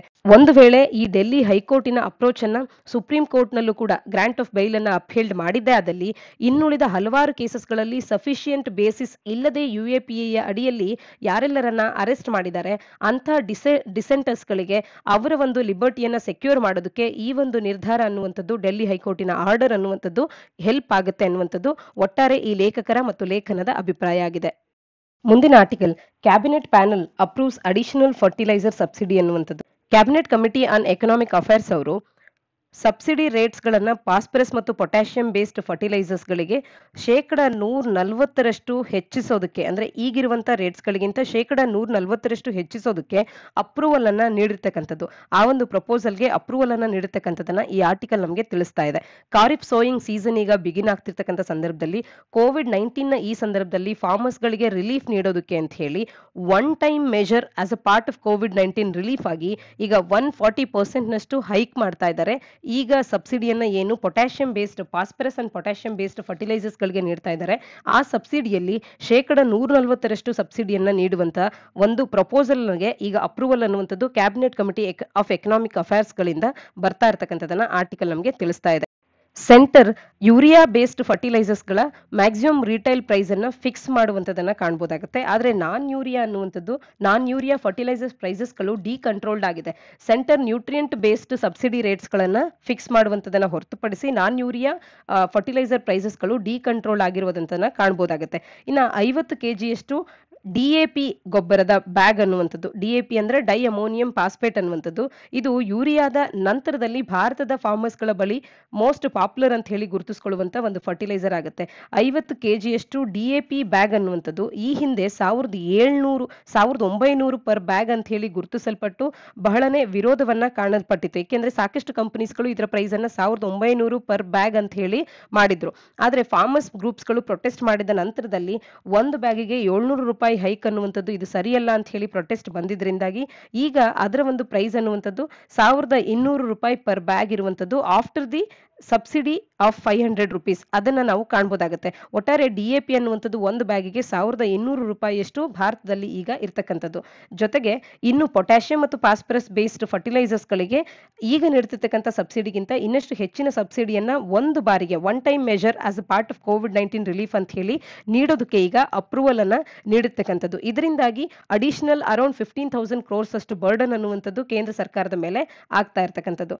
ಇನ್ನು ಗ್ಲೋಬಲ್ ಕಮೋಡಿಟಿ ಮಾರ್ಕೆಟ್ನಲ್ಲಿ ಬುಲ್ ರನ್ ಅನ್ನ ನಾವೀಗ ಕಾಣ್ತಾ ಇದ್ದೇವೆ. ಈ ಕೋವಿಡ್-19 ನ ಇಂಪ್ಯಾಕ್ಟ್ ನಿಂದಲೂ ಆಗಿರ್ಬೋದು, ಇನ್ನುಳಿದ ಹಲವಾರು ಕಾರಣಗಳಿಂದ ಇಂಪೋರ್ಟೆಡ್ ರಾ ಮೆಟೀರಿಯಲ್ಸ್ ಗಳನ್ನ ಏನು ಫರ್ಟಿಲೈಸರ್ಸ್ ಗಳಿಗಾಗಿ ನಾವು ತಗೊಳ್ತಿದ್ದೇವೆ, ಇವುಗಳ ಮೇಲಾಗಿರ್ಬೋದು, ಇನ್ನು ಫಿನಿಶ್ಡ್ ಫರ್ಟಿಲೈಸರ್ಸ್ ಗಳ ಮೇಲಾಗಿರ್ಬೋದು, ಗ್ಲೋಬಲ್ ಕಮೋಡಿಟಿ ಮಾರ್ಕೆಟ್ಸ್ ಗಳಲ್ಲಿ ಪ್ರೈಸಸ್ ಅನ್ನುವಂಥದ್ದು ಸಾಕಷ್ಟು ಹೆಚ್ಚಾಗ್ತಿರುವಂತದನ್ನ ಕಾಣಬಹುದು. ಇದೇ ಹಿನ್ನೆಲೆಯಲ್ಲಿ ಅರ್ಲಿಯರ್ ಏಪ್ರಿಲ್ ನಲ್ಲಿ ಇದರ DAP ಪ್ರೈಸಸ್ ಕೂಡ ಹೈಕ್ ಆಗಿದ್ದಂಥದ್ದು, ಅದನ್ನ ಪ್ರೊಟೆಸ್ಟ್ ಮಾಡಿದಂಥದ್ದನ್ನು ಕೂಡ ನೆನಪಿಸ್ಕೊಳ್ಬಹುದು. ಈ ಎಲ್ಲದರ ಹಿನ್ನೆಲೆಯಲ್ಲಿ ಫರ್ಟಿಲೈಸರ್ ಸಬ್ಸಿಡಿಗಳ ವಿಚಾರ ಆಗಿರ್ಬೋದು ಮತ್ತು ಫರ್ಟಿಲೈಸರ್ ಸಬ್ಸಿಡಿಯನ್ನ ಯಾರು ಅಪ್ರೂವ್ ಮಾಡ್ತಾರೆ ಅನ್ನುವಂಥದ್ದಾಗಿರ್ಬೋದು, ಇನ್ನ ಯಾವ ಫರ್ಟಿಲೈಸರ್ಸ್ ಗಳಲ್ಲಿ ಯಾವ ಅಂಶಗಳು ಡೈ ಅಮೋನಿಯಂ ಪಾಸ್ಪೇಟ್ ಅನ್ನುವಂಥ ಈ ರೀತಿಯ ಸೈಂಟಿಫಿಕ್ ನೇಮ್ಸ್ ಗಳಾಗಿರ್ಬೋದು ಮತ್ತು ಪಾಸ್ಪೇಟ್ ಬೇಸ್ಡ್ ಫರ್ಟಿಲೈಸರ್ಸ್ ಗಳು, ಪೊಟ್ಯಾಷಿಯಂ ಬೇಸ್ಡ್ ಫರ್ಟಿಲೈಸರ್ಸ್ ಗಳು ಯಾವುವು ಇದರ ಬಗೆಗೆ ಆಗಿರ್ಬೋದು, ಇವೆಲ್ಲವೂ ಕೂಡ ಇನ್ನ ಭಾರತದಲ್ಲಿ ಎಷ್ಟರ ಮಟ್ಟಿಗೆ ಯಾವ ಫರ್ಟಿಲೈಸರ್ಸ್ ಗಳನ್ನ ಬಳಕೆ ಮಾಡ್ತಾರೆ, ಯಾವ ಫೇಮಸ್ ಮೋಸ್ಟ್ ಪಾಪ್ಯುಲರ್ ಫರ್ಟಿಲೈಸರ್ಸ್ ಗಳು, ಇವೆಲ್ಲವೂ ನಮಗೆ ಸ್ಪಷ್ಟವಾಗಿ ತಿಳಿದಿರಬೇಕಾಗುತ್ತೆ. ಇದರ ಕುರಿತಂತೆ ಯಾವುದೇ ನಮಗೆ ಪ್ರಶ್ನೆಗಳು ಬರ್ಬೋದಾಗಿರುತ್ತೆ ಅಥವಾ ಉತ್ತರಗಳನ್ನ ಬರೆಯುವಾಗ ಕೂಡ ನಮಗೊಂದು ಕ್ಲಾರಿಟಿ ಇರಬೇಕು ಅಂತ ಅಂದ್ರೆ ಇದ್ರ ಬಗೆಗೆ ಮಾಹಿತಿ ಇರಬೇಕಾಗುತ್ತೆ. ಇನ್ನ ಆರ್ಟಿಕಲ್ ನ ಹಿನ್ನೆಲೆಯಲ್ಲಿ cabinet committee on economic affairs ನ ಬಗ್ಗೆ ಕೂಡ ಒಂದಿಷ್ಟು ಮಾಹಿತಿಯನ್ನ ತಿಳ್ಕೊಳ್ಳೋದಾದ್ರೆ, ಯಾಕೆಂದ್ರೆ ಇವರೇ ಅಪ್ರೂವಲ್ ಅನ್ನ ಈಗ ಈ ಒಂದು ಪ್ರಪೋಸಲ್ಗೆ ನೀಡಿರ್ತಕ್ಕಂಥದ್ದು. ಬೆಂಬಲ ಬೆಲೆಯ ವಿಚಾರಕ್ಕೆ ಬಂದ್ರೆ, ಮಿನಿಮಮ್ ಸಪೋರ್ಟ್ ಪ್ರೈಸ್ ಕನಿಷ್ಠ ಬೆಂಬಲ ಬೆಲೆಯ ವಿಚಾರಕ್ಕೆ ಬಂದಾಗ commission for agricultural cost and prices ಅವರು CACP ಅವರು MSP ಅನ್ನ ಇಷ್ಟರ ಮಟ್ಟಿಗೆ ಫಿಕ್ಸ್ ಮಾಡಬೇಕು ಅಂತ ಹೇಳಿ ರೆಕಮೆಂಡೇಶನ್ಸ್ ಗಳನ್ನ ನೀಡಿದ್ರೆ ಅದಕ್ಕೆ ಅಪ್ರೂವಲ್ ಅನ್ನ ನೀಡುವಂತದ್ದು cabinet committee on economic affairs ಅವರೇ ಆಗಿರ್ತಾರೆ. ಈ ಎಲ್ಲದರ ಹಿನ್ನೆಲೆಯಲ್ಲಿ CCEA ಅನ್ನುವಂಥದ್ದು ಬಹಳನೇ ಇಂಪಾರ್ಟೆನ್ಸ್ ಅನ್ನ ಪಡ್ಕೊಳ್ಳುವಂತ ಒಂದು ಕಮಿಟಿ ಆಗಿರುತ್ತೆ. ಇದೊಂದು standing committee of the cabinet constituted by the government of India ಆಗಿರುವಂತ ಒಂದು ಸಂಸ್ಥೆ ಆಗಿರುತ್ತೆ. ಮೇಜರ್ ಫಂಕ್ಷನ್ ಏನು ಈ ಸಂಸ್ಥೆದು ಅಂತ ಅಂದಾಗ ಎಕನಾಮಿಕ್ ಟ್ರೆಂಡ್ಸ್ ಗಳನ್ನ ಕಂಟಿನ್ಯೂಸ್ ಬೇಸಿಸ್ ಆಗಿ ರಿವ್ಯೂ ಮಾಡ್ತಾ ಇರುತ್ತೆ ಮತ್ತು ಪ್ರಾಬ್ಲಮ್ಸ್ ಗಳನ್ನ, ಪ್ರಾಸ್ಪೆಕ್ಟ್ಸ್ ಗಳನ್ನ ಇವೆಲ್ಲವನ್ನ ರಿವ್ಯೂ ಮಾಡುವಂತ ಕಾರ್ಯವನ್ನ ಮಾಡ್ತಾ ಇರುತ್ತೆ. ಕನ್ಸಿಸ್ಟೆಂಟ್ ಮತ್ತು integrated economic policy framework for the ಕಂಟ್ರಿಯನ್ನ ನೀಡುವಂತದ್ದು ಇದಕ್ಕಿರುವಂತ ಮುಖ್ಯವಾದಂತ ಒಂದು ಮೇಜರ್ ಫಂಕ್ಷನ್ ಆಗಿರುತ್ತೆ. ಇನ್ನ matters regarding fixation of prices ಆಗಿರ್ಬೋದು, ಅಗ್ರಿಕಲ್ಚರಲ್ ಪ್ರಾಡಕ್ಟ್ಸ್ ಗಳ ವಿಚಾರದಲ್ಲಾಗಿರ್ಬೋದು ರಿವ್ಯೂ ಮಾಡುವಂತದ್ದು, ಪ್ರೋಗ್ರೆಸ್ ಅನ್ನ ರಿವ್ಯೂ ಮಾಡುವಂತದ್ದು, ಕೆಲವು ಆಕ್ಟಿವಿಟೀಸ್ ಗಳನ್ನ ರೂರಲ್ ಡೆವಲಪ್ಮೆಂಟ್ ಗೆ including small and marginal farmers ಗಳ ವಿಚಾರದಲ್ಲಿ ರಿವ್ಯೂ ಆಗುವಂತದ್ದು, ನಿರ್ಧಾರಗಳನ್ನ ತಗೊಳ್ಳುವಂತ ವಿಚಾರದಲ್ಲೂ ಕೂಡ ಈ ಒಂದು ಸಂಸ್ಥೆ ಅನ್ನುವಂಥದ್ದು, ಈ ಒಂದು ಕಮಿಟಿ ಅನ್ನುವಂಥದ್ದು ಕಾರ್ಯ ಮಾಡುತ್ತೆ. ಇನ್ನ MSP ಯ ಒಂದು ಪ್ರೈಸಸ್ ಗಳನ್ನ ಕೂಡ ಅಪ್ರೂವ್ ಮಾಡುವಂತದ್ದು ಈ ಒಂದು ಕಮಿಟಿಯೇ ಆಗಿರುತ್ತೆ. ಇದಿಷ್ಟು ಇದ್ರ ಬಗ್ಗೆ ನಮಗೆ ಮಾಹಿತಿ ತಿಳಿದಿರಬೇಕಾಗುತ್ತೆ. ಇಲ್ಲಿ ಖಾರಿಫ್ ಕ್ರಾಪ್ಸ್ ಗಳ ಬಗ್ಗೆ ಮಾತನಾಡ್ತಾ ಇದ್ದಾರೆ. ಖಾರಿಫ್ ಸೋಯಿಂಗ್ ಸೀಸನ್ ಅನ್ನುವಂಥದ್ದು ಬಿಗಿನ್ ಆಗ್ತಿರುವಂತಹ ಹಿನ್ನೆಲೆಯಲ್ಲಿ ಸಬ್ಸಿಡಿ ಆಫ್ ದೀಸ್ ಪೊಟ್ಯಾಷಿಯಂ ಮತ್ತು ಫಾಸ್ಫರಸ್ ಬೇಸ್ಡ್ ಫರ್ಟಿಲೈಸರ್ಸ್ ಗಳನ್ನ ಹೆಚ್ಚುಗೊಳಿಸೋದಕ್ಕೆ ಈಗ ಅಪ್ರೂವಲ್ ದೊರಕಿರ್ತಕ್ಕಂಥದ್ದು. ಹಾಗಾದ್ರೆ ಖಾರಿಫ್ ಕ್ರಾಪ್ಸ್ ಅಂತ ಗುರುತಿಸಿಕೊಳ್ಳುವಂತ ಬೆಳೆಗಳು ಯಾವುದು, ಮುಂಗಾರು ಬೆಳೆಗಳು ಯಾವುವು ಅನ್ನುವಂಥದ್ದನ್ನ ಕಮೆಂಟ್ ಸೆಕ್ಷನ್ ಅಲ್ಲಿ ಕಮೆಂಟ್ ಮಾಡಿ ತಿಳಿಸಿ. India to launch deep ocean mission ಅನ್ನುವಂಥದ್ದು ಈಗ ಇದಕ್ಕೆ ಕ್ಯಾಬಿನೆಟ್ ಅಪ್ರೂವಲ್ ದೊರಕಿರುವಂತಹ ಹಿನ್ನೆಲೆಯಲ್ಲಿ one of the few countries in the world ಆಗುತ್ತೆ. ಈ ರೀತಿಯ ಅಂಡರ್ ವಾಟರ್ ಮಿಷನ್ಸ್ ಗಳನ್ನ ಲಾಂಚ್ ಮಾಡ್ತಿರುವಂತಹ ಕಂಟ್ರೀಸ್ ಗಳಲ್ಲಿ ಭಾರತವು ಕೂಡ ಒಂದಾಗೋದಕ್ಕೆ ಮುಂದಾಗಿರ್ತಕ್ಕಂಥದ್ದು. ಯೂನಿಯನ್ ಕ್ಯಾಬಿನೆಟ್ ಅನ್ನುವಂಥದ್ದು ಈ ರೀತಿಯ ಭಾರತದಲ್ಲಿನ long pending deep ocean mission ಗೆ ಈಗ ಅಪ್ರೂವಲ್ ಅನ್ನ ನೀಡಿರ್ತಕ್ಕಂಥದ್ದು. ಈ ಒಂದು ಪ್ರಾಜೆಕ್ಟ್ ನಿಂದ 4027 ಕೋಟಿಯಷ್ಟು ವೆಚ್ಚ ಅನ್ನುವಂಥದ್ದು ಭರಿಸಬೇಕಾಗುತ್ತೆ ಭಾರತ ಸರ್ಕಾರ ಅನ್ನುವಂಥದ್ದನ್ನ ಎಕ್ಸ್ಪೆಕ್ಟ್ ಮಾಡಲಾಗಿದೆ. ಫೇಸ್ 1 ನಲ್ಲಿ ಫಸ್ಟ್ ಫೇಸ್ ನಲ್ಲಿ ಅದನ್ನ 3 ವರ್ಷಗಳಿಗೆ ಸೀಮಿತಗೊಳಿಸಿದ್ದಾರೆ. 2021ರಿಂದ 24ರಲ್ಲಿ 2800 ಕೋಟಿಯಷ್ಟು ಹಣವನ್ನ ವ್ಯಯ ಮಾಡಲಾಗುತ್ತೆ. ಮಿನಿಸ್ಟ್ರಿ ಆಫ್ ಅರ್ತ್ ಸೈನ್ಸಸ್ ಈ ಒಂದು ಡೀಪ್ ಓಷನ್ ಮಿಷನ್ಗೆ ಯಾರು ನೋಡಲ್ ಮಿನಿಸ್ಟ್ರಿ ಆಗಿರುತ್ತೆ ಇದನ್ನ ಇಂಪ್ಲಿಮೆಂಟ್ ಮಾಡೋದಕ್ಕೆ ಅಂತ ಹೇಳಿ ಕೇಳಿದಾಗ ಮಿನಿಸ್ಟ್ರಿ ಆಫ್ ಅರ್ತ್ ಸೈನ್ಸಸ್ ಅವರು ಇದರ ಒಂದು ನೋಡಲ್ ಏಜೆನ್ಸಿ ಆಗಿರುತ್ತೆ. ಈ ರೀತಿಯ ಒಂದು ಮಲ್ಟಿ ಇನ್ಸ್ಟಿಟ್ಯೂಷನಲ್ ಮಿಷನ್ ಅನ್ನ ಇಂಪ್ಲಿಮೆಂಟ್ ಮಾಡುವಂತ ಒಂದು ನೋಡಲ್ ಮಿನಿಸ್ಟ್ರಿಯಾಗಿ ಮಿನಿಸ್ಟ್ರಿ ಆಫ್ ಅರ್ತ್ ಸೈನ್ಸಸ್ ಕಾರ್ಯ ಮಾಡುತ್ತೆ. ಈ ಯೋಜನೆ ಸಕ್ಸೆಸ್ಫುಲ್ ಆದಲ್ಲಿ 6000 ಮೀಟರ್ನಷ್ಟು ಕೆಳಗೆ ನೀರಿನ ಕೆಳಗೆ ಅಂದ್ರೆ 6 ಕಿಲೋಮೀಟರ್ನಷ್ಟು ನೀರಿನ ಒಳಗೆ ಓಷನ್ ನ ಒಳಗೆ ಸಮುದ್ರದ ತಳವನ್ನ hunt the floor for precious metals ಗಳಿಗೆ ಹೆಲ್ಪ್ ಆಗುವಂತ ಒಂದು ಯೋಜನೆ ಇದಾಗಿರುತ್ತೆ. ಇದರಲ್ಲಿ 6 ಕಾಂಪೊನೆಂಟ್ಸ್ ಗಳನ್ನ ಈ ಪ್ರೋಗ್ರಾಮ್ ಹೊಂದಿರತಕ್ಕಂಥದ್ದು. ಈ ಯೋಜನೆಗಾಗಿ ಮ್ಯಾಂಡ್ ಸಬ್ಮರ್ಸಿಬಲ್ ಅನ್ನ ಡೆವಲಪ್ ಮಾಡಲಾಗುತ್ತೆ. 3 ಪೀಪಲ್ ಅನ್ನ 6000 ಮೀಟರ್ನಷ್ಟು ಅಡಿಗೆ ಓಷನ್ ನ ಈ ಒಂದು ತಳಮಟ್ಟಕ್ಕೆ ಕೊಂಡೊಯ್ಯುವಂಥದ್ದು. ಇದರಿಂದ ಇವರೊಟ್ಟಿಗೆ ಸೂಟ್ ಆಫ್ ಸೈಂಟಿಫಿಕ್ ಸೆನ್ಸಸ್ ಗಳನ್ನ ಟೂಲ್ಸ್ ಗಳನ್ನ ಇವರು ಹೊಂದಿರ್ತಾರೆ. ಇದು ಭಾರತದಲ್ಲಿ ಒಂದು ಇಂಟಿಗ್ರೇಟೆಡ್ ಮೈನಿಂಗ್ ಸಿಸ್ಟಮ್ ಅನ್ನ ಡೆವಲಪ್ ಮಾಡೋದಕ್ಕೆ ಉಪಕಾರಿಯಾಗುತ್ತೆ. ಇನ್ನ ಪಾಲಿಮೆಟಾಲಿಕ್ ನಾಡ್ಯೂಲ್ಸ್ ಗಳನ್ನ ಅಷ್ಟು ಡೆಪ್ತ್ ನಲ್ಲಿ ಸೆಂಟ್ರಲ್ ಇಂಡಿಯನ್ ಓಷನ್ ರೀಜನ್ ನಲ್ಲಿ ಮಾಡೋದಕ್ಕೆ ಇದು ಬಹಳನೇ ಉಪಕಾರಿಯಾಗುತ್ತೆ. ರೀತಿ ಮಿನರಲ್ಸ್ ಗಳ ಎಕ್ಸ್ಪ್ಲೋರೇಷನ್ ಅಧ್ಯಯನಗಳು ಅನ್ನುವಂಥದ್ದು ಮುಂದಿನ ಆದಷ್ಟು ಶೀಘ್ರದ ಒಂದು ನಿಯರ್ ಫ್ಯೂಚರ್ ನಲ್ಲಿ ಯುನೈಟೆಡ್ ನೇಷನ್ ಆರ್ಗನೈಸೇಷನ್ ಆಗಿರುವಂತ ಇಂಟರ್ನ್ಯಾಷನಲ್ ಸೀಬೆಡ್ ಅಥಾರಿಟಿ ಅವರು ಕಮರ್ಷಿಯಲ್ ಎಕ್ಸ್ಪ್ಲಾಯ್ಟೇಷನ್ ಕೋಡ್ ಅನ್ನ ನೀಡಿದ ಬಳಿಕ ಇದನ್ನ ಕಮರ್ಷಿಯಲ್ ಎಕ್ಸ್ಪ್ಲಾಯ್ಟೇಷನ್ ಅನ್ನ ಕೂಡ ಮಾಡಬಹುದಾಗುತ್ತೆ. ಇನ್ನ developing ocean climate change advisory services ಇವುಗಳನ್ನ ಕೂಡ ಈ ಒಂದು ಯೋಜನೆಯಿಂದ ಮಾಡೋದಕ್ಕೆ ಸಾಧ್ಯ ಆಗುತ್ತೆ. ಈ ರೀತಿ ಅಂಡರ್ ವಾಟರ್ ಮಿಷನ್ಸ್ ಗಳನ್ನ ಲಾಂಚ್ ಮಾಡಿರ್ತಕ್ಕಂಥ ಕೆಲವು ಕಂಟ್ರೀಸ್ ಗಳಲ್ಲಿ ಭಾರತವು ಕೂಡ ಒಂದಾಗಲಿದೆ. ಅಂತ ಒಂದು ಮಿಷನ್ ಅನ್ನ ಲಾಂಚ್ ಮಾಡೋದಕ್ಕೆ ಈಗ ಅಪ್ರೂವಲ್ ಅನ್ನ ನೀಡಿರ್ತಕ್ಕಂಥದ್ದು. ಇನ್ನೇನು ಆ ಮಿಷನ್ ಅನ್ನ ಡೆವಲಪ್ ಮಾಡೋದಕ್ಕೆ ಆ ಕಾರ್ಯಗಳನ್ನ ಭಾರತದಲ್ಲಿ ಪ್ರಾರಂಭ ಮಾಡಬೇಕಾಗಿದೆ.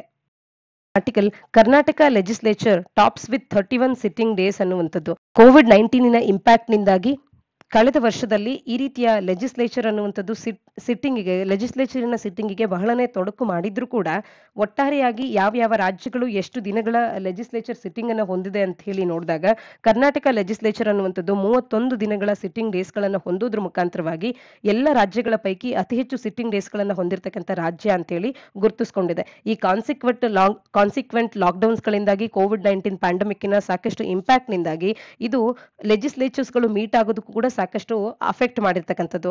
ಹಾಗಾಗಿ ಅದರಲ್ಲಿ ಕರ್ನಾಟಕ ಟಾಪ್ ಆಗಿರ್ತಕ್ಕಂಥದನ್ನ ಆರ್ಟಿಕಲ್ ನಮಗೆ ತಿಳಿಸ್ತಾ ಇದೆ. ನಂತರದ ಸ್ಥಾನದಲ್ಲಿ ರಾಜಸ್ಥಾನ್ ಅನ್ನುವಂಥದ್ದು 29 ದಿನಗಳ ಮೀಟಿಂಗ್ ಅನ್ನ ಮಾಡೋದ್ರ ಮುಖಾಂತರವಾಗಿ 2ನೇ ಸ್ಥಾನದಲ್ಲಿದೆ. ನಂತರದಲ್ಲಿ ಹಿಮಾಚಲ್ ಪ್ರದೇಶ್ 25 ದಿನಗಳ ಒಂದು ಸಿಟ್ಟಿಂಗ್ ಅನ್ನ ಕಂಡಿರ್ತಕ್ಕಂಥದ್ದು. ಪಾರ್ಲಿಮೆಂಟ್ ಅನ್ನುವಂಥದ್ದು ಕಳೆದ ವರ್ಷ 33 ದಿನಗಳ ಒಂದು ಸಿಟ್ಟಿಂಗ್ ಅನ್ನ ಕಂಡಿದೆ. ಕಂಪ್ಯಾರಿಟಿವ್ಲಿ ನೋಡಿದಾಗ ಕರ್ನಾಟಕ ಅನ್ನುವಂಥದ್ದು ಹತ್ತಿರ ಪಾರ್ಲಿಮೆಂಟಿಗೆ ಈಕ್ವಲ್ ಆಗುವಂತೆ ಒಂದು ಪರ್ಫಾರ್ಮೆನ್ಸ್ ಅನ್ನ ಈ ರೀತಿಯ ಸಿಟ್ಟಿಂಗ್ ನಲ್ಲಿ ತೋರಿಸಿರ್ತಕ್ಕಂಥದ್ದು. ಈ ರೀತಿಯ ನಮ್ಮ ಲೆಜಿಸ್ಲೇಚರಿನ ಸಿಟ್ಟಿಂಗ್ ಡೇಸ್ ಅನ್ನುವಂಥದ್ದು ಮತ್ತು ಸಿಟ್ಟಿಂಗ್ ಟೈಮ್ ಹವರ್ಸ್ ಅನ್ನುವಂಥದ್ದು ಬಹಳನೇ ಸುದ್ದಿಯಲ್ಲಿರ್ತಕ್ಕಂಥ ಒಂದು ವಿಚಾರ ಅಂತಾನೆ ಹೇಳ್ಬೋದು. ಹಲವಾರು ವಿಚಾರಗಳಿಗೆ ಅಂತ ಹೇಳಿ ಪ್ರೊಟೆಸ್ಟ್ ಗಳನ್ನ ವಿರೋಧ ಪಕ್ಷದವರು ತೋರಿಸೋದ್ರಿಂದ ವಾಕೌಟ್ಸ್ ಗಳನ್ನ ನಡೆಯೋದ್ರಿಂದಾಗಿ ಹಲವಾರು ವಿಷಯಗಳು ಚರ್ಚೆಗೆ ಒಳಗಾಗದೇನೆ ಪಾಸ್ ಆಗಬೇಕಾದಂತ ಒಂದು ಸನ್ನಿವೇಶಗಳನ್ನು ಕೂಡ ನಾವು ಸಾಕಷ್ಟು ಬಾರಿ ಕಾಣ್ತೇವೆ.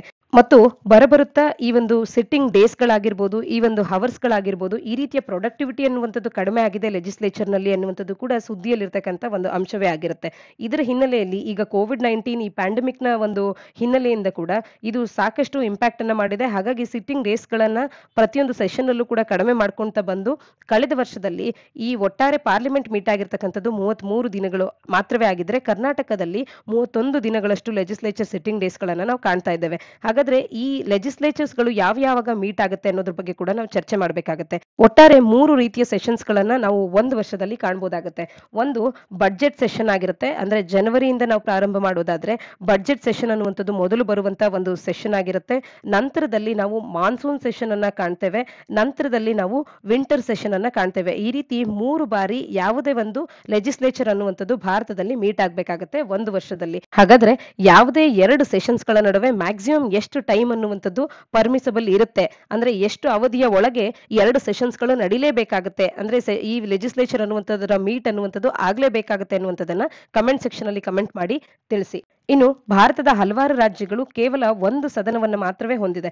ಏಕಸದನವನ್ನು ಹೊಂದಿರತಕ್ಕಂಥ ರಾಜ್ಯಗಳು ಹಲವಾರಿದ್ರೆ ದ್ವಿಸದನವನ್ನು ಹೊಂದಿರತಕ್ಕಂಥ ರಾಜ್ಯಗಳು ಭಾರತದಲ್ಲಿ ಎಷ್ಟಿವೆ ಮತ್ತು ಅವು ಯಾವ್ಯಾವು ಅನ್ನುವಂಥದ್ದನ್ನ ಕೂಡ ನೀವು ಕಮೆಂಟ್ ಸೆಕ್ಷನ್ ಅಲ್ಲಿ ಕಮೆಂಟ್ ಮಾಡಿ ತಿಳಿಸಿ. ಕರ್ನಾಟಕದಲ್ಲಿ ವಿಧಾನಸಭೆ ಮತ್ತು ವಿಧಾನ ಪರಿಷತ್ ಅನ್ನುವಂಥ 2 ಸದನಗಳನ್ನ ನಾವು ಕಾಣ್ತೇವೆ. ಒಂದು ವೇಳೆ 2 ಸದನಗಳ ಪೈಕಿ ಯಾವುದೇ ಒಂದು ಸದನ ಅನ್ನುವಂಥದ್ದು ಸಿಟ್ಟಿಂಗ್ ನಲ್ಲಿ ಇಲ್ಲ ಅಂತ ಅಂದ್ರೆ, ಸೆಷನ್ ಅನ್ನುವಂಥದ್ದು ನಡೀತಾ ಇಲ್ಲ ಅಂತ ಅಂದ್ರೆ, ಅಥವಾ 2 ಸದನಗಳು ಸೆಷನ್ ಅಲ್ಲಿ ಇಲ್ಲ ಅಂತ ಅಂದ್ರೆ, ಅಂತ ಸಂದರ್ಭದಲ್ಲಿ ಯಾವುದೇ ಒಂದು ಲಾ ಅನ್ನ ಆದಷ್ಟು ಶೀಘ್ರದಲ್ಲಿ ಪಾಸ್ ಮಾಡಬೇಕು ಅಂದಾಗ ಅದನ್ನ ಆರ್ಡಿನೆನ್ಸ್ ನ ಮುಖಾಂತರವಾಗಿ ಪಾಸ್ ಮಾಡಲಾಗುತ್ತೆ. ಇದನ್ನ ಸುಗ್ರೀವಾಜ್ಞೆ ಅಂತ ಕೂಡ ಕನ್ನಡದಲ್ಲಿ ಕರೆಯುವಂಥದ್ದು.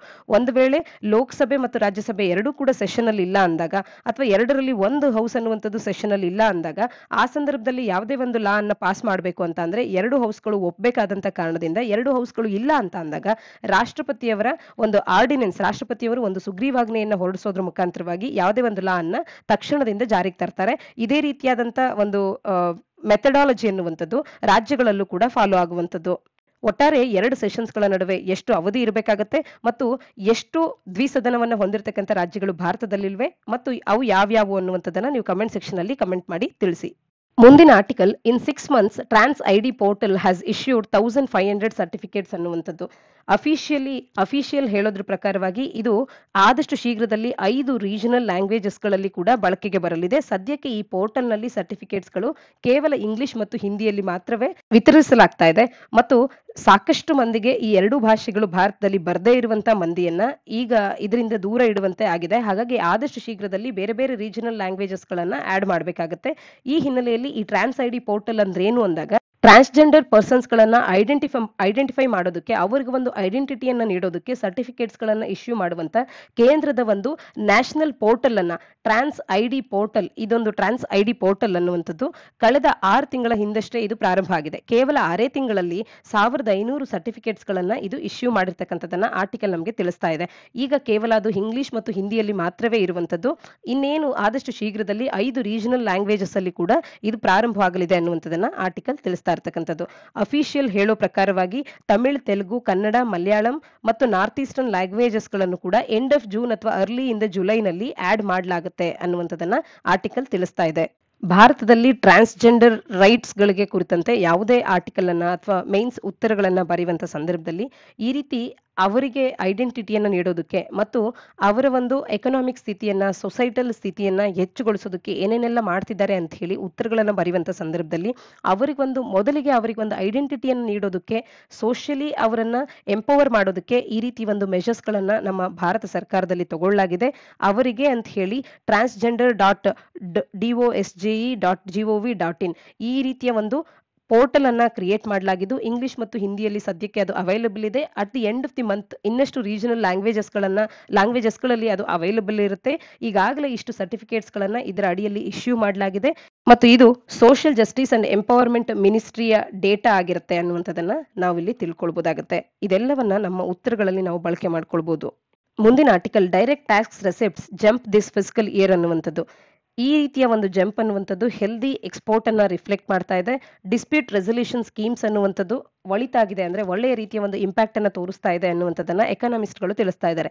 ಭಾರತದಲ್ಲಿ ಡೈರೆಕ್ಟ್ ಟ್ಯಾಕ್ಸ್ ರೆಸಿಪ್ಟ್ಸ್ ಅನ್ನುವಂಥದ್ದು ಫಸ್ಟ್ 2.5 months ಆಫ್ 2021-2022 ನಲ್ಲಿ ಡಬಲ್ಡ್ ಆಗಿದೆ. ಆಲ್ಮೋಸ್ಟ್ 1.86 lakhs crore ನಷ್ಟು ಕಂಪ್ಯಾರಿಬ್ಲಿ ಲಾಸ್ಟ್ ಇಯರ್ ನಲ್ಲಿ ಈ ಪೀರಿಯಡ್ ನಲ್ಲಿ ಎಷ್ಟು ನಮಗೆ ಕಲೆಕ್ಟ್ ಆಗಿತ್ತೋ ಅದಕ್ಕೆ ಹೋಲಿಕೆ ಮಾಡಿದಾಗ ಈಗ ಹೆಚ್ಚಿಗೆ ಆಗಿರ್ತಕ್ಕಂಥದ್ದು, ಆಲ್ಮೋಸ್ಟ್ ಡಬಲ್ ಆಗಿರ್ತಕ್ಕಂಥದ್ದನ್ನ ಫಿನಾನ್ಸ್ ಮಿನಿಸ್ಟ್ರಿ ತಿಳಿಸ್ತಾ ಇರ್ತಕ್ಕಂಥದ್ದು.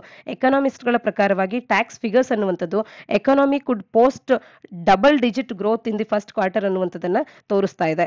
ಜಿಡಿಪಿ ಗ್ರೋತ್ ಅನ್ನುವಂಥದ್ದು ಫಸ್ಟ್ ಕ್ವಾರ್ಟರ್ ಆಫ್ 2021-22 ನಲ್ಲಿ ಡಬಲ್ ಡಿಜಿಟ್ ನಲ್ಲಿ ಇರಬಹುದು ಅನ್ನುವಂಥದ್ದನ್ನ ಇಲ್ಲಿ ಎಕನಾಮಿಸ್ಟ್ಗಳು ಅಭಿಪ್ರಾಯ ಪಡ್ತಾ ಇದ್ದಾರೆ. ಈ ರೀತಿ ಡೈರೆಕ್ಟ್ ಟ್ಯಾಕ್ಸ್ ಕಲೆಕ್ಷನ್ಸ್ಗಳು ಜಂಪ್ ಆಗ್ತಾ ಇರತಕ್ಕಂಥದ್ದು ಹೆಲ್ದಿ ಎಕ್ಸ್ಪೋರ್ಟ್ಸ್ ಅನ್ನ ರಿಫ್ಲೆಕ್ಟ್ ಮಾಡ್ತಾ ಇದೆ. ಇದು ನಮ್ಮ ಎಕಾನಮಿ ಒಂದು ಕಡೆ ಚೇತರಿಕೆಯತ್ತ ಮುಖ ಮಾಡ್ತಿದೆ ಅನ್ನೋದಕ್ಕೆ ಒಂದು ಪಾಸಿಟಿವ್ ಸೈನ್ ಆಗಿ ಕಾಣಿಸುತ್ತೆ. ಇದಿಷ್ಟು ಇಂದಿನ ಸುದ್ದಿ ವಿಶ್ಲೇಷಣೆಯಾಗಿದೆ. ತಪ್ಪದೆ ನಮ್ಮ ಪ್ರಶ್ನೆಗಳಿಗೆ ಕಮೆಂಟ್ ಸೆಕ್ಷನ್ ಅಲ್ಲಿ ಉತ್ತರಗಳನ್ನ ನೀಡಿ. ನಾಳಿನ ಸುದ್ದಿ ವಿಶ್ಲೇಷಣೆಯೊಂದಿಗೆ ಮತ್ತೆ ಸಿಗೋಣ. ಧನ್ಯವಾದ.